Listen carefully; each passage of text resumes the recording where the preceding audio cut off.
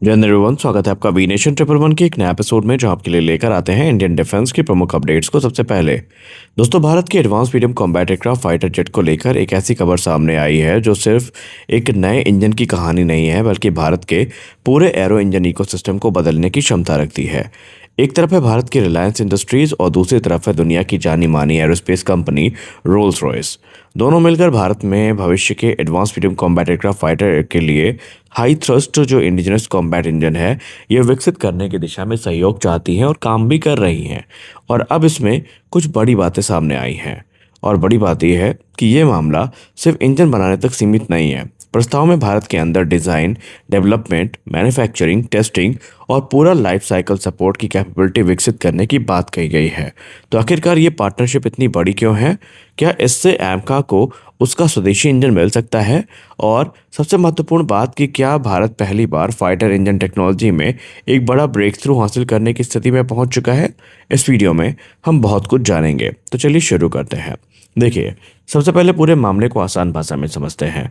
Reliance industries और Rolls Royce ने एमका programme के लिए एक सोवरेन इंडिजिनस कॉम्बैट इंजन को जॉइंटली परस्यू करने की स्ट्रेटजिक इंटेंट को जाहिर किया है। अब दोनों कंपनियों को मिलकर ऐसा इंजन विकसित करने की दिशा में काम करना है, और जिसे भारत में ही विकसित और निर्मित किया जा सके। और यहाँ एक बात समझनी बहुत ज़रूरी है कि अभी इसे एमका इंजन का फाइनल गवर्नमेंट सिलेक्शन या साइंड प्रोडक्शन कॉन्ट्रैक्ट नहीं कहा जा सकता। ये फिलहाल एक स्ट्रेटजिक पार्टनरशिप प्रपोजल या इंटेंट है।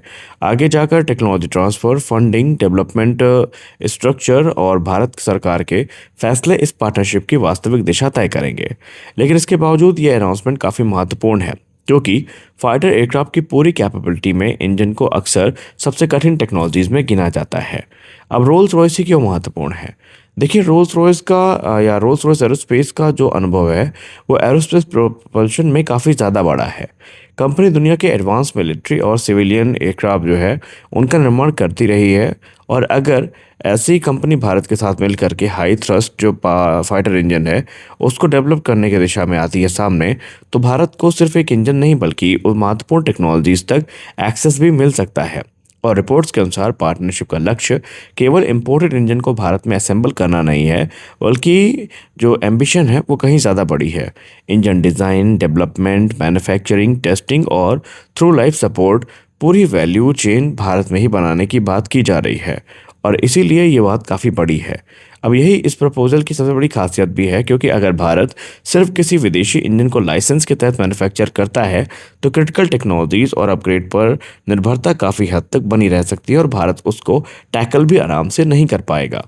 तो इसके अलावा अगर हम भारत को इंजन आर्किटेक्चर और एसोसिएटेड टेक्नोलॉजी में ज़्यादा कंट्रोल मिले, तो फिर भारत यहाँ पर इंजन प्रोग्राम को काफ़ी फ्रीली आगे बढ़ा सकता है। और इसी को लेकर जो बातचीत है, वो इस समय चल रही है।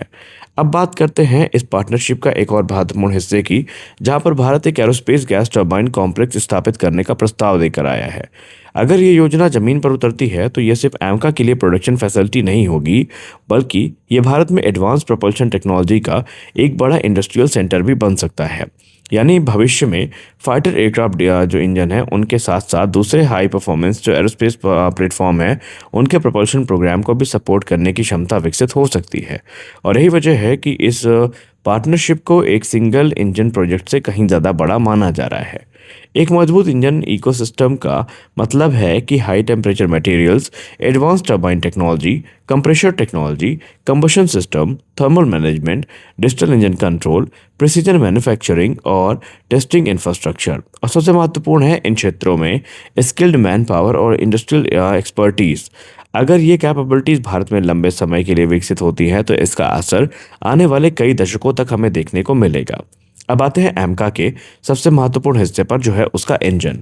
एमका एक महत्वपूर्ण भारत का 5th जनरेशन फाइटर है, जो कि ट्विन इंजन कॉन्फ़िगरेशन में देखने को मिलता है, और इसके लिए हाई थ्रस्ट क्लास के एरो इंजन की ज़रूरत पड़ेगी। इस संदर्भ में लगभग 120 न्यूटन क्लास वाला जो फाइटर इंजन है, उसकी चर्चा हो रही है।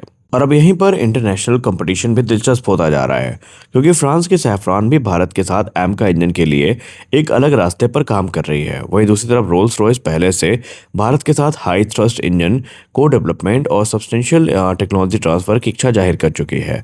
इसका सीधा फायदा भारत को मिल सकता है। क्यों?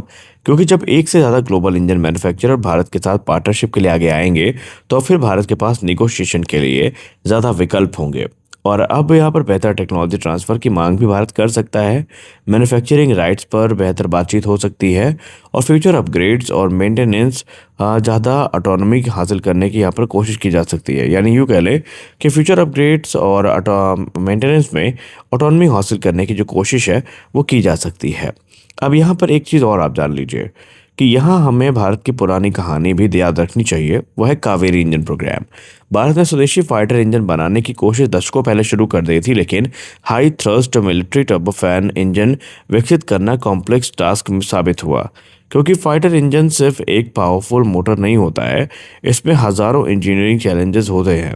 हाई प्रेशर अगर हम कंप्रेशर को सही तरीके से ऑपरेट करना, टरबाइन ब्लेड्स को एक्सट्रीम टेम्परेचर पर टिकाना, कंबशन एफिशिएंसी बनाए रखना और इंजन को लाइट वेट रखना, हाई थ्रस्ट और रिलायबिलिटी को हासिल करना और फिर इस पूरी टेक्नोलॉजी को मास प्रोडक्शन के लिए तैयार करना, इन सब के लिए अत्यधिक एडवांस टेक्नोलॉजी और टेस्टिंग इंफ्रास्ट्रक्चर की ज़रूरत होती है।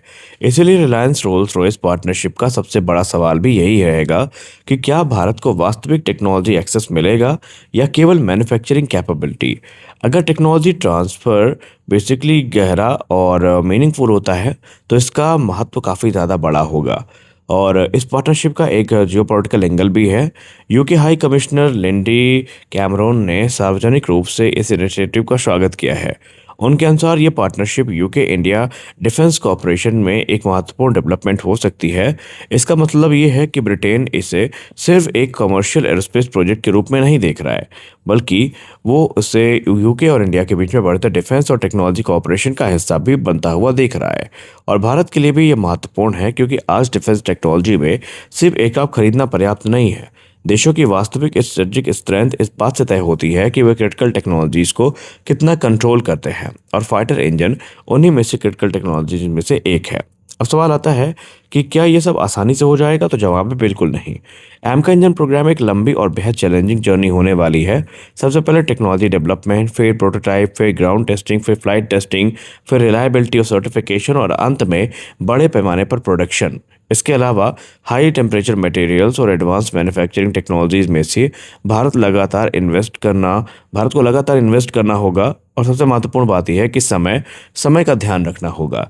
एक एडवांस फाइटर इंजन को विकसित करने में वर्षों लग सकते हैं, और इसीलिए अगर पार्टनरशिप सफल होती है तो इसका परिणाम तुरंत दिखाई देना ज़रूरी नहीं है। हो सकता है कि लॉन्ग टर्म की चीज़ें हमें धीरे धीरे दिखाई पड़ने लगें। तो कुल मिलाकर के रिलायंस और रोल्स रॉयस की पार्टनरशिप सिर्फ एमका के इंजन की कहानी नहीं है।